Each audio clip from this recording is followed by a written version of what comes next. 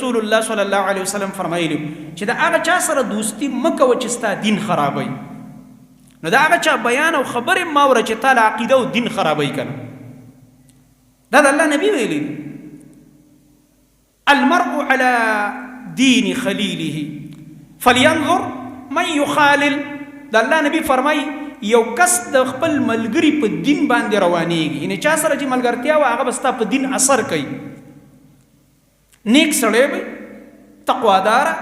منځګزاره اول صف کې ناست تلاوتونه به کوي دعاګانې به کوي الله ته به جړاګانې کوي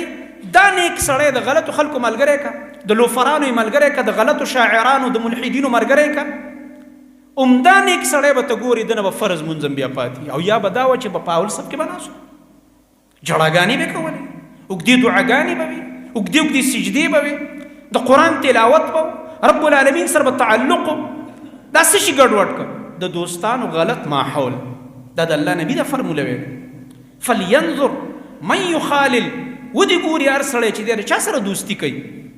یو خدا ده چې ته د یو ګډوډ سړي خواله ورځې او دعوت ورکې او ستا خبرې ته غوږ ږدي یا جدا خبره ده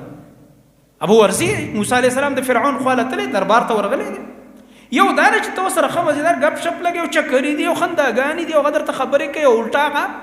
ستا دین په هغه اثر نه کوي بلکې د هغه ګډې وړې خبرې ستا په دین اثر کوي او تا له دین خرابوي نو د الله نبي فرمایي د داسې دوست د دوستۍ نه ځان وساته مثال د الله نبي ورکړی چې مثال یې څه دی د نیک ملګري او د بد ملګري لکه یو خوشبو او عطر والا کس دی دکاندار او بل طرف ته یو هغه کس دی چې اسخا لوښي صفا کوي او کیمیکل ورسره یو هغه بنۍ اورې ورته لګولی او هغه اسخا اوبه م رواني او اسخا بویونه م را رواني د الله نبي فرمایلی و د نیک ملګري مثال د دې عطر او خوشبو والا دی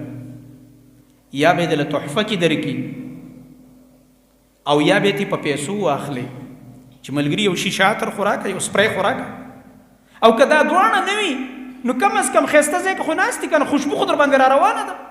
هغه کله یو ته عطر چې کوي کله بل ته خوشبو په تام را روانه ده نو ښه ځای کې خو ناست دي که نه دا د نیک ملګري مثال دی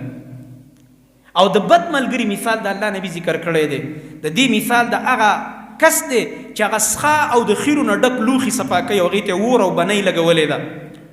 او په هغې هغه لوښي ګرموي او بیا ورله کیمیکل ورکوي او هغه سخا اوبه روانې دي نو د الله نبي فرمایي یا خو به داسې وشي چې د دې اور دا یو سپرغۍ به په تا راشي دا لوښو دپاره چې کوم اور لګولې ده بنۍ لګولې ده نو تاله به جامې وسیزي مطلب دین به دې خراب شي